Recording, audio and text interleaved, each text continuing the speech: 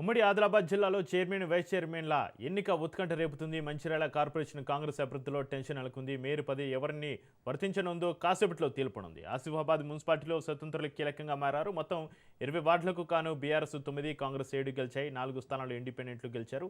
Chairman ఎన్నికల్లో ఇండిపెండెంట్లు కీలకంగా మారారు. కాగజ్ నగర్ మున్సిపాలిటీలోనూ స్వతంత్రులే కీలకం కానున్నారు. ఇదే అంశానికి సంబంధించి మరింత సమాచారాన్ని మా ప్రతినిధి అరుణ్ కుమార్ ఫోన్లైన్ అందిస్తారు. అరుణ్ కుమార్, ఉమ్మడి ఆదిలాబాద్ జిల్లాలో చైర్మన్ వైస్ చైర్మన్ల ఎన్నిక ఉత్కంఠ సంబంధించి మీ దగ్గర ఉన్న అప్డేట్స్ ఏంటి ప్రస్తుతం?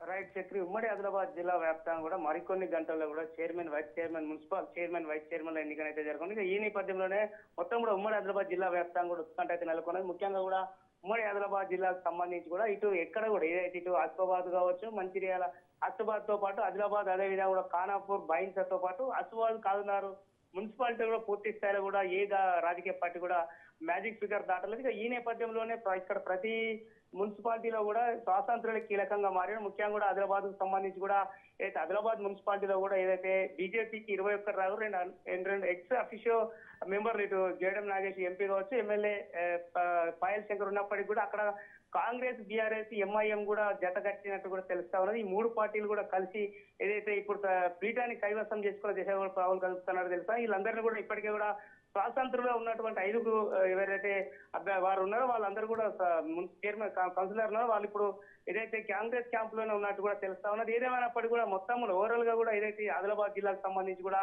ఇటు బీజేపీ, కాంగ్రెస్ మధ్యలో ఏదైతే చైర్మన్ పదవి విషయం ఉత్కంఠ నెలకొనగా నిర్మల్ జిల్లాకు సంబంధించి ఏదైతే ఆదిలాబాద్ బైన్సాకు సంబంధించి కూడా బైన్సాలో కూడా ఎంఐఎం, బీజేపీ కూడా ఎంఐఎం, అదేవిధంగా కూడా బీఆర్ఎస్ కూడా జత కట్టే అవకాశం ఉన్నట్టు తెలుస్తా ఉన్నది. మొత్తం కూడా ఏదైతే బీఆర్ఎస్, బీజేపీకి సంబంధించినటువంటి ఏదైతే పార్టీలో టికెట్స్ ఆశించి భంగపడ్డ వాళ్ళు ఇప్పుడు స్వార్థ కీలకంగా మారిన వాళ్ళు ఏదైతే తమ టికెట్ ఆశించిన నేపథ్యంలో తమకు టికెట్ నిరాకరించినప్పుడు కూడా తమ మద్దతు వాళ్ళకి తెలిపేటువంటి పరిస్థితి లేదని కూడా వాళ్ళు ఇప్పటికే కూడా స్పష్టం చేయడంతో ఇటు ఎంఐఎం కావచ్చు, కాంగ్రెస్, అదేవిధంగా కూడా టీఆర్ఎస్ ఏదైతే బీజేపీ పార్టీలు కూడా డైల్మాలో పడ్డటువంటి పరిస్థితి కొనసాగుతుంది. ఇక ఏదైతే ఖానాపూర్ నియోజకవర్గానికి ఖానాపూర్ మున్సిపాలిటీకి సంబంధించి ఖానాపూర్ మున్సిపాలిటీలో కూడా అక్కడ కూడా స్వాతంత్రాలే కీలకంగా మారిన 4 స్వాతంత్రంగా గెలిచినటువంటి కౌన్సిలర్ అనేది ఇప్పటికే కూడా కాంగ్రెస్ వాళ్ళు క్యాంపుకు తరలించారు. దాదాపు అది కాంగ్రెస్ కైవసం చేసుకున్నటువంటి పరిస్థితి ఉన్నట్టు కూడా మనకు సమాచారం వస్తా ఉన్నది. ఇక అదేవిధంగా కూడా మంచిర్యాల జిల్లాకు సంబంధించి కూడా మంచిర్యాల జిల్లాలోని ఏదైతే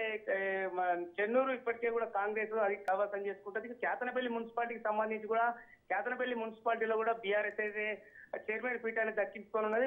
భారీగా కూడా ఏదైతే మెజార్టీ స్థానాలన్నీ కూడా బీఆర్ఎస్ గెలుచుకున్నది. అయితే రాత్రి కూడా చిన్న ఏదైతే కొంత డైన్మాలో పడ్డ